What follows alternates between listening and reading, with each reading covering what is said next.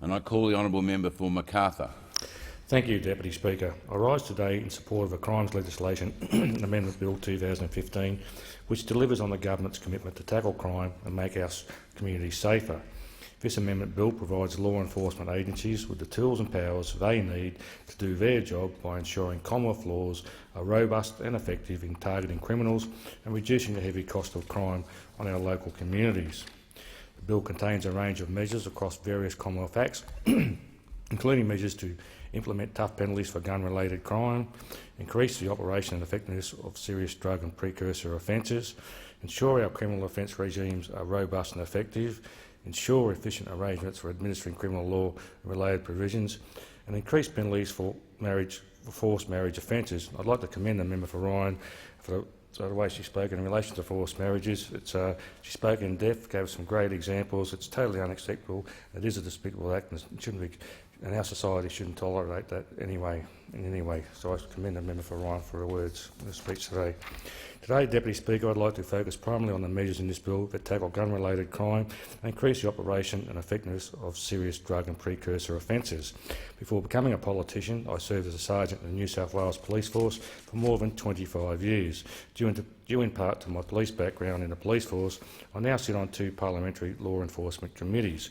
The first, the Australian Commission for Law Enforcement Integrity, or ACLI as it's known, is responsible for preventing and investigating corruption issues in the Australian Crime Commission, Australian Customs and Border Protection Service and the Australian Federal Police. The other committee I sit on, the Parliamentary Joint Committee on Law Enforcement, which monitors and reviews the performance of the Australian Crime Commission and the Australian Federal Police. In March this year, the Parliamentary Joint Committee on Law Enforcement initiated an inquiry into crystal methamphetamine. This inquiry is currently looking into the criminal activities, practices and methods involved in importation, manufacture, distribution and use of methamphetamine and its chemical precursors, including crystal methamphetamine or ice, and its impact on Australian society. In particular, the committee is examining the role of Commonwealth law enforcement agencies in responding to the importation, distribution and use of methamphetamine and its precursors, the adequacy of Commonwealth law enforcement resources for the detection, investigation and prosecution of criminal activities involving the importation, manufacture, distribution and the use of methamphetamines and its precursors, the effectiveness of collaborative arrangements for the Commonwealth law enforcement agencies with their regional and international counterparts to minimise the impact of methamphetamine on Australian society, the involvement of organised crime, including international organised crime and outlaw motorcycle gangs in methamphetamine-related criminal activities, the nature, prevalence and culture of methamphetamine use in Australia, including Indigenous, regional and non-English speaking communities, and strategies to reduce high demand for methamphetamines in Australia. A few weeks ago, the Parliamentary Joint Committee on Law Enforcement commenced the first of a series of hearings that will take place right across the country into crystal meth, and the Parliamentary Joint Committee on Law Enforcement Integrity also intends to visit airports, ports and state capitals later on this year in relation to border security arrangements. Methamphetamine belongs to the stimulant class of drugs, but also includes amphetamine, ecstasy and cocaine, which stimulate the brain and central nervous system. This class of drugs can result in a range of psychological and physiological changes such as increased alertness, euphoria, enhanced mood, but also anxiety, panic, agitation, hallucinations, aggression and violence. There are three main forms of meth: powder, base, crystal or ice. Ice is of particular concern to police and health professionals because it is the most potent form of methamphetamine. Frequent users of ice tend to be unemployed, psychologically distressed and engage in dangerous or risk-taking activities. In March, the Australian Crime Commission released a report that provides an unclassified intelligence picture of Australia's ice market. The report found that more than 60% of Australia's highest-risk organised crime targets are using ice as a source to profit, to the detriment of the economic and social fabric of the Australian community. Chris Dawson, the CEO of the ACC, has stated that the use of ice continues to emerge as a national and international problem plaguing our communities and causing untold harm. And how did we get to this point? As one of the few developed nations in the world to avoid the full impact of a global financial crisis, Australia became by default a prime target for drug traffickers and transnational crime groups seeking a safe and stable economic environment in this region, away from the financial turmoil affecting the mainland Europe and the US in recent years. Australia's strong economic position and relatively affluent population, the ability to pay high prices for illicit drugs has meant that traffickers are able to sell their product at a higher wholesale prices than almost anywhere else in the world.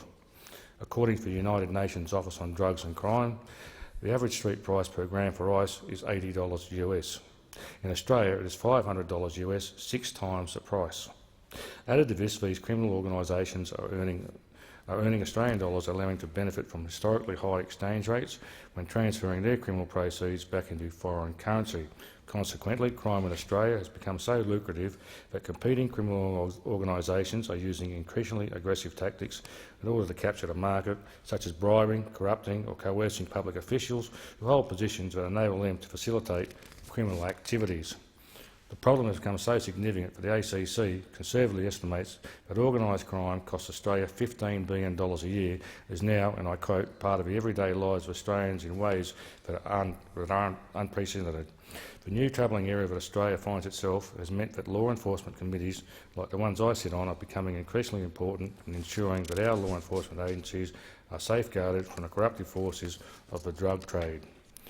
This bill tackles these corruptive forces head-on by making a range of amendments to the Law Enforcement Integrity Commissioner Act 2006 to improve the general operation of the Act and empower the Integrity Commissioner to perform functions efficiently and effectively while also providing sufficient safeguards around the exercise of those functions. This will ensure that the Integrity Commissioner's powers under the Act are clear and consistent, affording the Commissioner greater discretion about how to deal with law enforcement corruption issues. These amendments support the government's election commitment to stamp out corruption within Australia's law and border enforcement agencies. Unfortunately, when in office, those opposite cut the budgets of the ACC, AFP and the Australian Customs and Border Protection Service right at the time when Australia was becoming a ripe target for the drug trade. In 2009, Labor cut funding for customs cargo screening by more than $58 million that led to a 75% reduction in air cargo inspections and a 25% reduction in sea cargo inspections. 2 days later, in 2011, Labor reduced mail inspections by 30%, which meant that an extra 20 million packages entered Australia uninspected. It's no coincidence that the amount of drugs seized by customs fell by 28% and firearm detections dropped by 33%. As the Honourable Michael Keenan said at the time, when we talk of Labor's border protection crisis, it is more than their ability to control who comes to Australia. They cannot control what comes into Australia, and funding and personnel cuts to our frontline customs agencies are feeding directly into the ability of criminals to breach our borders. Mr Keenan makes a point that when dealing with street crime, we are almost always dealing with drug crime. So when you have a border protection agency that does not have the resources necessary to protect our borders, then you are removing the barriers stopping drugs flowing onto our streets and into our communities. When the Howard government came into office in 1996, it increased funding to customs in real terms by 238%. Not only this, the day after Port Arthur murders, John Howard, who had only been Prime Minister for 57 days, introduced the most sweeping gun control reforms ever contemplated by any Australian government. According to author Simon Chaplin, this agreement represents the single biggest advance in gun control in Australia's history and possibly anywhere else in the world. I will never forget members of the public walking up to the counter at Surrey Hills Police Station, where I was working at the time, and handing over their prohibited guns as part of the compensatory buyback scheme. In total, Australia surrendered more than 700,000 firearms, the world's largest weapons collection and destruction exercise to date. Unfortunately, recent research has shown a steady increase in guns imported into the country over the past decade, with the number of privately owned guns now at the same level as it was in 1996. The fight against the flow of drugs and guns into this country began as soon as the Abbott government came into office. As a matter of priority, the Abbott government reinvested $88 million into the Australian Customs and Border Protection Service to restore its ability to screen mail, air and sea cargo, having been completely undermined by Labor. Last year, the Minister for Immigration and Border Protection, the Honourable Scott Morrison, announced the government's intention to merge the border control functions of the Department of Immigration and Border Protection and the Australian Customs and Border Protection into a single integrated border agency. Not only will this save the Australian taxpayer more than $480 million over 4 years, it will provide the optimal structure for the agency to protect our borders into the future. The Abbott government also provided Customs with $98 million to establish a strategic border command, $256 million for intelligence systems including new capabilities to support the National Border Targeting Centre, $70 million to improve trade and travel such as new trusted trader framework, and the $53 million for workforce measures and training, including the creation of the ABF College and enhanced integrity measures. We've also fast-tracked the $74 million National Anti-Gang Squad aimed at disrupting the operations of bikie gangs and other organised criminal outfits who are involved in the profit from the drug trade. In the Abbott government's first year of office, law enforcement agencies recorded more than 93,000 illicit drug seizures, with a combined weight of 27 tonnes, with more than 110,000 arrests were made. These figures are the highest on record and are a testament to the government's tough stance on crime, as well as the vigilance and expertise of our law enforcement agencies. Seizures in 2013-14 include a record 10-tonne seizure of an ice precursor, but if it wasn't seized, could have been used to produce up to 4.5 tonnes of ice, which equates to an estimated 45 million individual street deals, or an estimated value of $3.6 billion. More than 740 clandestine laboratories, or clan labs, as they're known informally, were detected during this reporting period, ranging in scale and capability from crude, makeshift operations to highly sophisticated labs using technically advanced equipment and complex chemical techniques. Regardless of their size or level of sophistication, the corrosive and hazardous nature of chemicals used in clan labs are extremely volatile and pose significant risk to members of the public and the environment. The new laws in this bill make two key changes to the Commonwealth drug and precursor offences so that it is easier to successfully prosecute individuals who are knowingly engaged in the importation and manufacture of ice. Firstly, this bill will make it easier to prosecute individuals who evade punishment because they manage their involvement in a drug operation in such a way that the prosecution cannot prove that they have had the relevant level of knowledge of their own activities. Under this change, where a person attempts to commit a serious drug or precursor offence, the prosecution will only need to prove that the person knew there was a risk and the substance involved was an illicit drug. This will make it simpler to prosecute individuals who are part of a larger drug enterprise but who are deliberately ignore the obvious signs about how their actions fit into the broader scheme.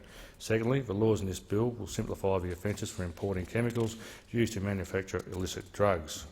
Under the amendments, the prosecution will no longer have to prove that the importer intended to use these chemicals to produce illicit drugs or pass them on to a drug manufacturer for that purpose. It will be enough that the person imported a precursor without the appropriate authorisations. This bill sends a strong message on the seriousness of gun-related crime and violence by introducing mandatory minimum sentences of 5 years imprisonment for illegally importing firearms into Australia and illegally moving firearms and firearm parts across state borders. Mr Deputy Speaker, the Coalition has and will always be absolutely committed to stopping drugs and guns entering this country. As a former police officer, I am honoured to be in this place to support this bill, which will dramatically improve the ability of our law enforcement agencies to fight this awful scourge on our community. Thank you, Mr Deputy Speaker.